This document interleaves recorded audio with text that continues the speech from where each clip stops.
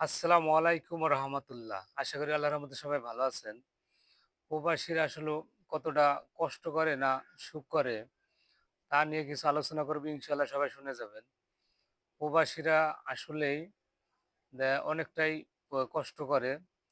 যেমন ঘর থেকে বাহির হলে তাকে প্রবাসী বলে।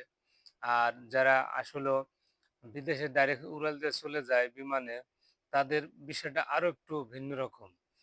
তারা আসলে ইচ্ছা করলেই যখন তখন দেশে আসতে পারে না। অনেক দুঃখ যন্ত্রণা বুকে চেপে রেখে তারপরও প্রবাস করতে হয়। আমরা দেশে বসে শুধু প্রবাসীরা কত টাকা ইনকাম করে, কতটুকু জমি রেখেছে, বাড়ি গাড়ি কয়টা করছে, আমরা এই হিসাব করি।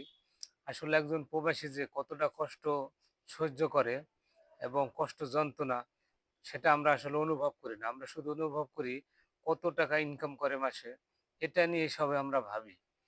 তারা যে কতটা আসলে বা দেশকে ত্যাগ করে, দেশের মায়াকে, দেশের মানুষকে, প্রতিটা ফ্যামিলির প্রতিটা লোককে ত্যাগ করে, সবার মায়া ছিন্ন করে তারপরে প্রবাস করে। আর আমরা এটা হিসাব না করে আমরা হিসাব করি প্রবাসে আসলে কত টাকা ইনকাম করছে এটা।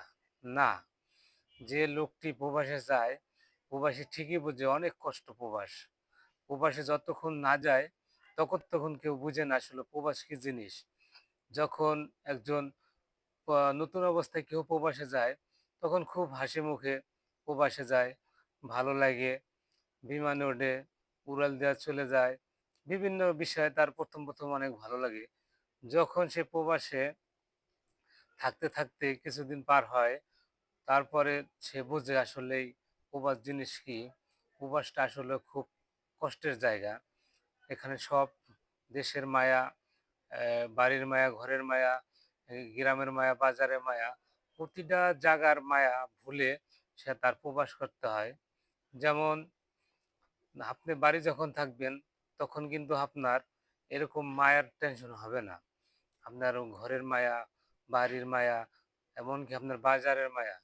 যখন আপনি ঘর ছেড়ে প্রবাসে যাবেন, তখন আপনার এইগুলো মনে আসবে।